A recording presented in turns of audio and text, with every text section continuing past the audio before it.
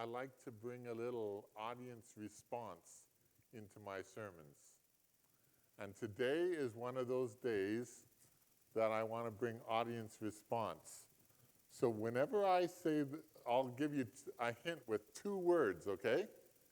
Whenever I say, what happened, then you're going to say back to me my title for this morning. God's plan prevails. Okay? Can you help me with that? I'd appreciate it very much. Just when I say those words, what happened? Good. You were awake. Some of you were. There's an old Yiddish proverb that goes, if you want to hear God laugh, tell him your plans. And God's plans always prevail over ours. Have you ever noticed that?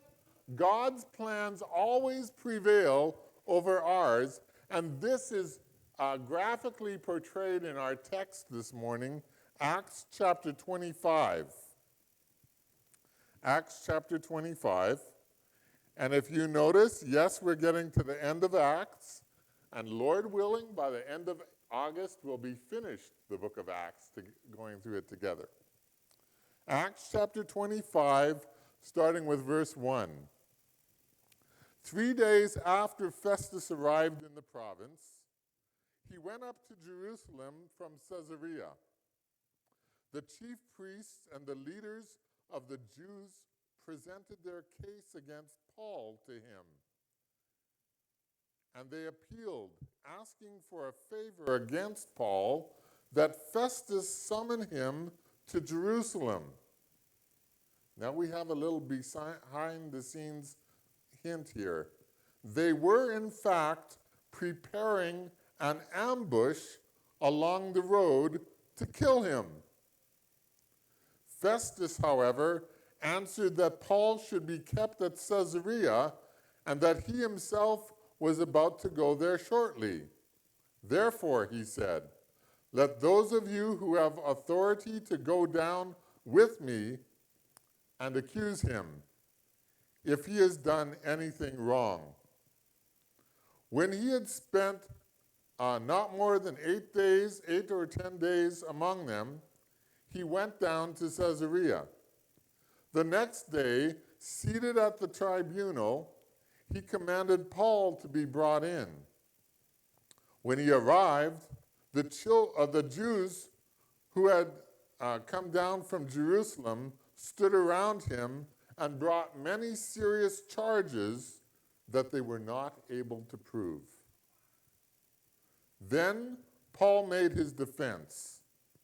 Neither against the Jewish law, nor against the temple, nor against Caesar have I sinned in any way. But Festus, wanting to do the Jews a favor, replied to Paul, are you willing to go up to Jerusalem and to be tried before me there on these charges? Paul replied, I am standing at Caesar's tribunal, where I ought to be tried. I have done no wrong to the Jews, even as you yourself know very well. If then I did anything wrong and am deserving of death, I am not trying to escape death. But if there is nothing to what these men accuse me of, no one can give me up to them. I appeal to Caesar. Then after Festus conferred with his council, he replied, you have appealed to Caesar you will go. Several days later, King Agrippa and Bernice arrived in Caesarea and paid a courtesy call on Festus. Since they were staying there several days, Festus presented Paul's case to the king, saying, there is a man who was left as a prisoner by Felix.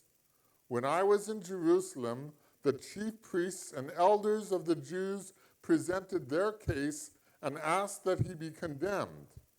I answered him that it was not the Roman custom to give up or someone up for before the accused faces the accusers and has an opportunity for a defense against the charges. So when they had assembled here, I did not delay. The next day I took my seat at the tribunal and ordered the man be brought in. The accusers stood up, but brought no charge against him of the evils I was expecting. Instead, they had some disagreements with him about their own religion and about a certain Jesus, a dead man Paul claimed was to be alive. Since I was at a loss in a dispute over these things, I asked him if he wanted to go to Jerusalem and be tried there regarding these matters. But when Paul appealed to be held for trial by the emperor, I ordered him to be kept in custody until I could send him to Caesar. Agrippa said to Festus, I would like to hear the man myself. Tomorrow you will hear him, he replied. May God bless this reading of his holy word. The first event that we see God's plan prevailing in is the event that happens in verses 1 to, or is described in verses 1 to 5. Another ambush was avoided. So far, we have seen the Jews trying to ambush Paul several times, and now we see it again. Festus has just arrived in Caesarea. Felix is out. He procrastinated too long. He's out of the picture. Now Festus is the new governor, and Festus has been in the province for about 3 days. And then Festus went up to Jerusalem from Caesarea. And the Jewish leaders in Jerusalem presented their case all over again to Festus. And their case was against Paul. And they appealed to Festus to summon Paul to Jerusalem. Why were they wanting to summon Paul to Jerusalem? Because, and remember, this is 2 years after the previous plan to ambush Paul. 2 years later, they're still planning to ambush Paul. Now they have to get Festus, the new governor, to get Paul on the road to Jerusalem so they can finally carry out their plan that they've been waiting for 2 years to carry out. Will Festus fall into their trap? That's the question. What happens? God's plan prevails. You know what happens? What happens is Festus decides that it's not the best plan to bring Paul from Caesarea back to Jerusalem. So Festus says, no, you Jewish leaders, you come here to Caesarea. And when he said that, guess what happens? God's plan prevails. You're getting it. And what turns out is that God's plan prevailed by God uses Festus to protect Paul and thwart the plans of the Jewish leaders. Isn't that amazing? People have plotted against Christians, but God has a way of taking those plots and turning them around. God can do that for you. God has done that for me, and he can still do it again. So another ambush was avoided in verses 1 to 5. Then we get to verses 6 to 12, and we find out that Paul is going to appeal to Caesar. But sometimes we don't understand what that really means. I want to try to explain it to you this morning. So Festus stays in Jerusalem for just over a week, verse 6, and then he goes back to Caesarea. And by the way, this is Caesarea Maritima, Caesarea by the sea. And if you come next week, I plan to show you a picture that I had of myself, taken of myself, where I stood in the exact place where Paul stood in the theater that's been preserved from Paul's time, where he stood to give his defense before King Agrippa. I had the privilege of standing in the very spot. And so you can see that next week.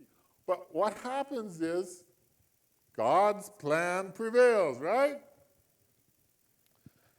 The next day after Festus has come back to Caesarea, Festus isn't going to delay like Felix delayed. Felix made a mistake and he was procrastinating, right? Now, Festus isn't going to do that. He commanded that Paul be brought in. And the Jewish leaders had come from Jerusalem. Their plan was foiled, right? So they come from Jerusalem, and they brought serious charges, but the problem was that the serious charges that they brought, they could not prove. Isn't that interesting? They were not true charges, so they could not prove them. They had no proof. And Paul gave his defense.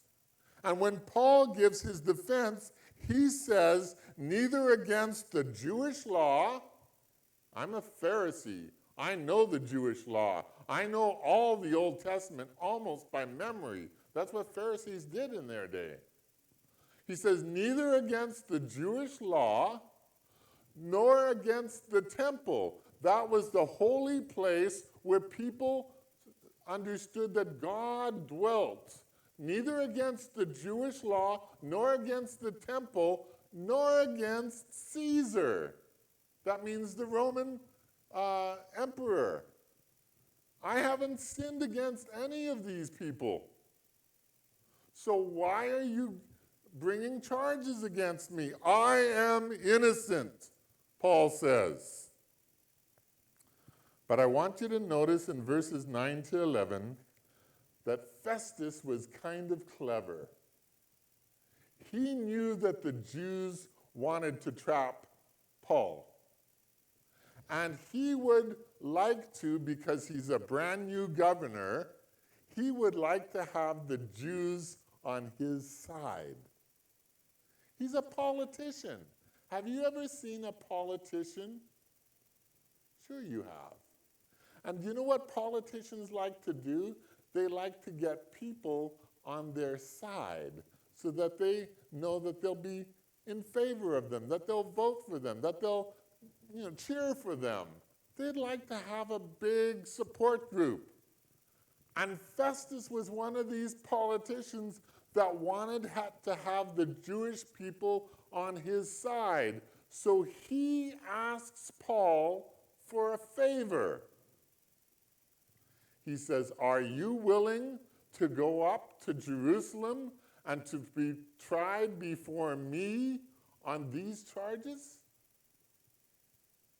He's asking Paul, okay, I protected you and I kept you here in Caesarea, but now are you going to return the favor and go with me to Jerusalem?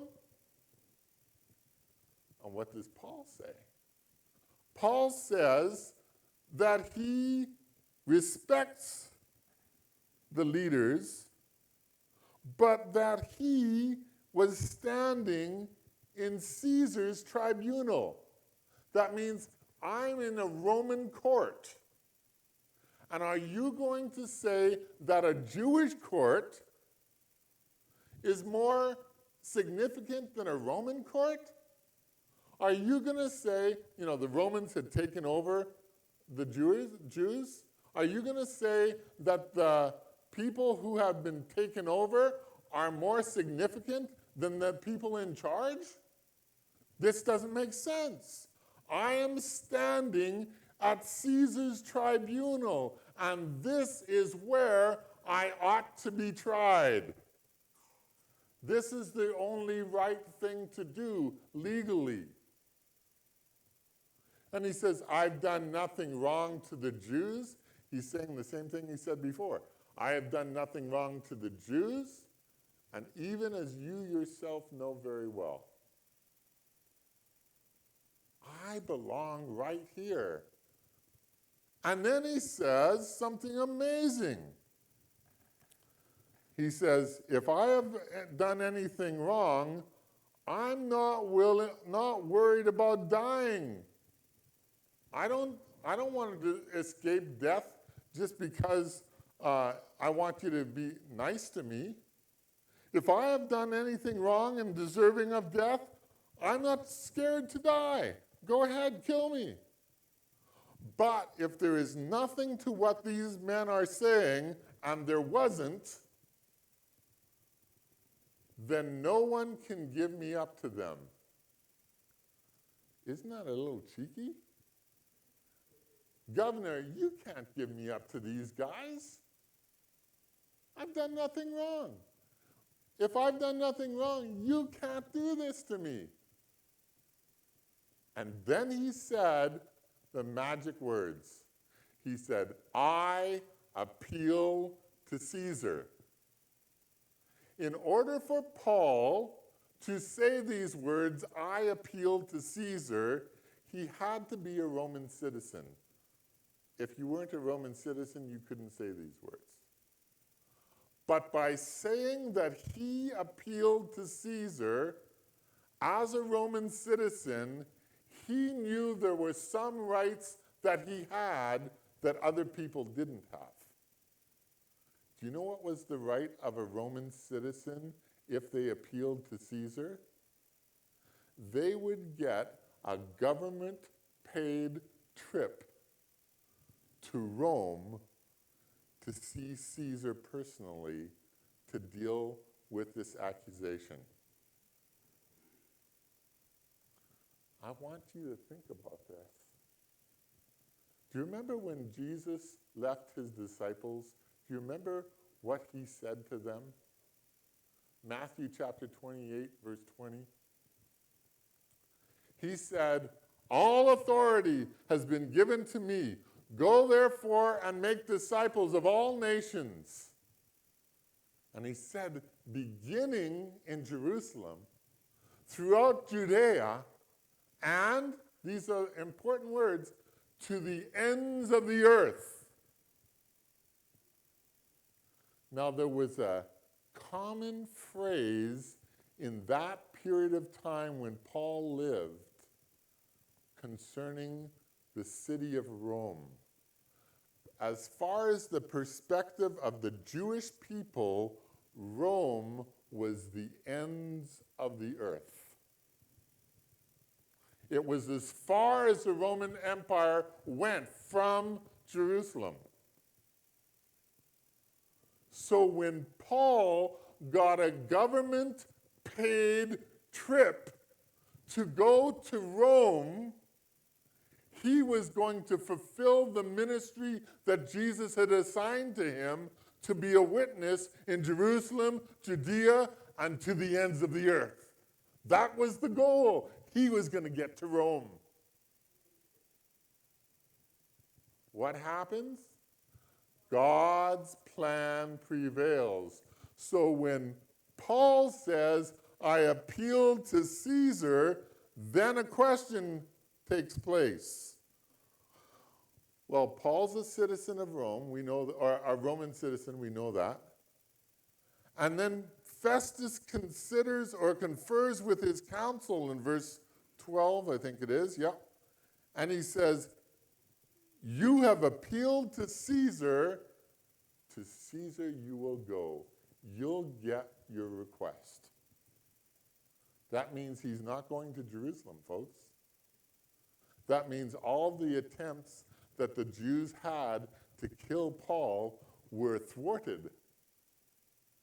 And he will get to go to Rome. That means his vision to take the gospel to the ends of the earth is going to happen. Why? Because God's plan prevails. Does that make sense? But that's not the end of the story. Well, oh, by the way, if you go back in your Bible to Acts 23, verse 11, Paul was discouraged one night, and God spoke to Paul. Do you remember what Paul said? You have testified to me in Jerusalem.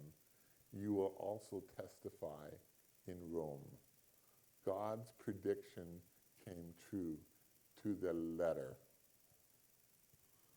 So we have seen the ambush avoided. We have seen Paul appeal to Caesar.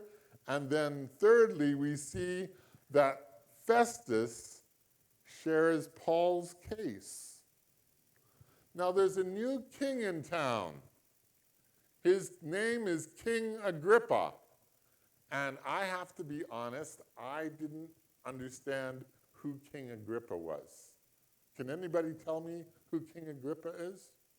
Well, that's why I looked it up in my Bible dictionary. And when I looked it up in my Bible dictionary, I found out that way back in Acts chapter 12, there was a guy named Herod. Remember this story? Herod kills James, and then he gets Peter in prison. Remember that story? And Peter eventually escapes from prison. Well, that King Herod was King Herod Agrippa I. See, Herod was like saying king, and Agrippa was the name, and the first meant that he was the first of a line of Agrippas, or people named Agrippa, kings named Agrippa. Well, now we're talking about King Herod Agrippa II. This is the guy that we're going to meet now. And King Herod Agrippa II is Idumean. He's not actually a Jew. He's Idumean, but he comes from a long line of Herods or kings that have ruled over the Jews, each named Herod or called Herod. So now you have King Agrippa, Herod Agrippa, and his wife Bernice. They are arriving in Caesarea, and they want to be nice to the new governor. So they pay a courtesy call on Governor Festus. And Governor Festus, I don't know what you would do. Governor Festus is thinking, what am I going to say to King Agrippa? I've got this audience with him. What do I do? Can I ask you a question? If you were told that you could have an hour with President Trump, whether you like him or don't like him, doesn't matter, okay? You could have an hour with the President of the United States. What would you say to him? Think about it. To be very honest, I don't know if I would know what to say to him. But so Festus has this opportunity to talk to King Agrippa, and he says, what am I going to say? So you know what he thinks of? I've got this case that's puzzling me how to deal with it. So I'm going to bring this case before King Agrippa and see what he says. And King Agrippa was staying there a few days. So Festus presents the case, and he says, there is a man who was a prisoner left by Felix. So, in other words, I inherited this problem. Okay? So there's a guy left here by Felix, and I have a problem. I don't know how to handle his case very well. And he says, the Jewish leaders presented their case, and they asked that he be condemned.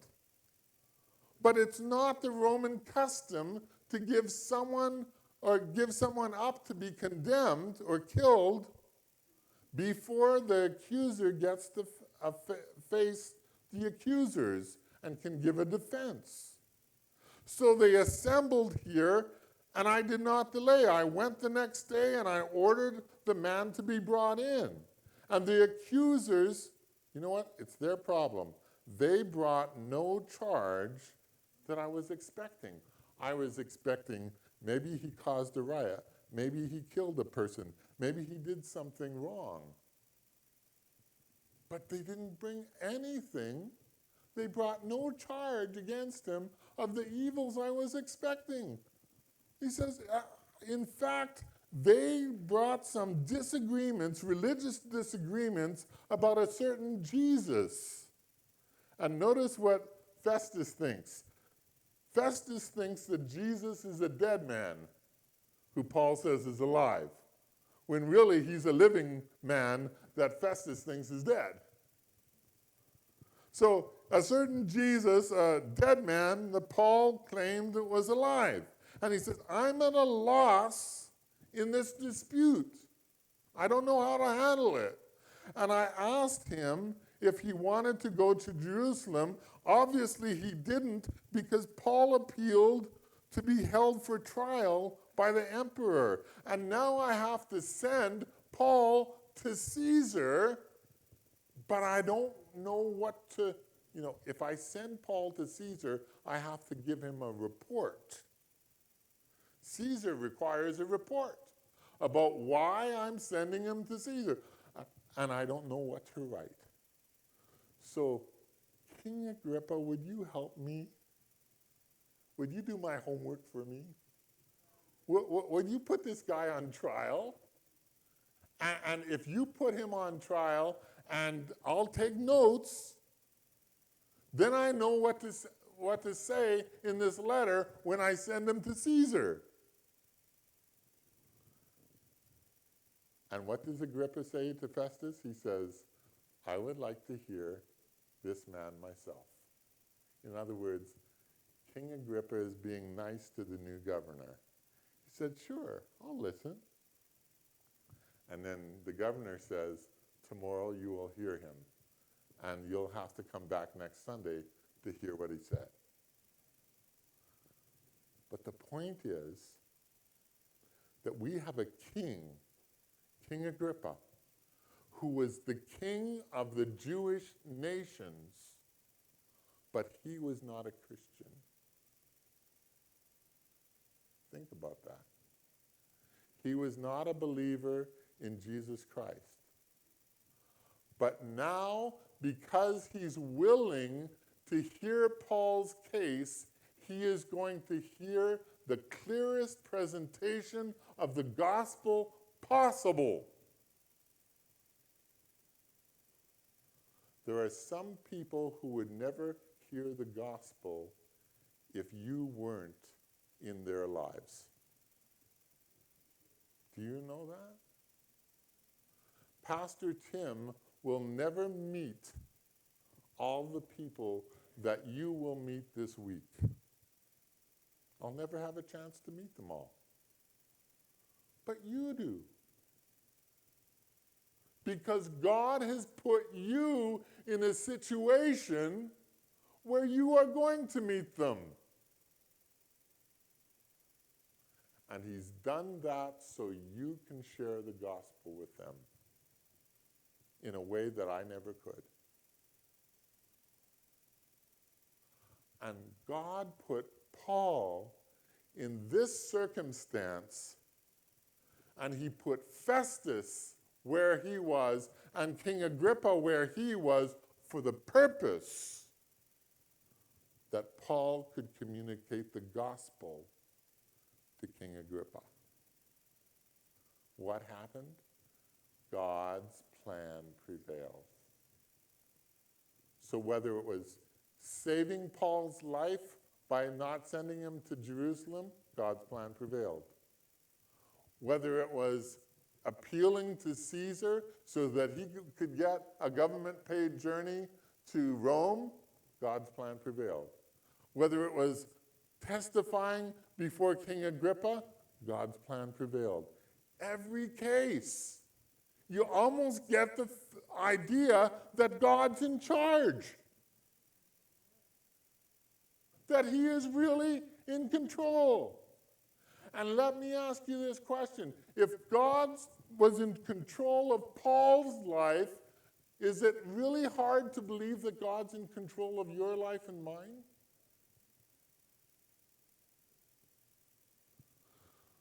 Many years after this, Paul wrote a letter to the church in Philippi. Chapter 1, verse 6. Paul says, I am confident of this very thing, that he who began a good work in you will carry it through to the day of redemption. You are not an accident. What happens in your life is not an accident. God is in control.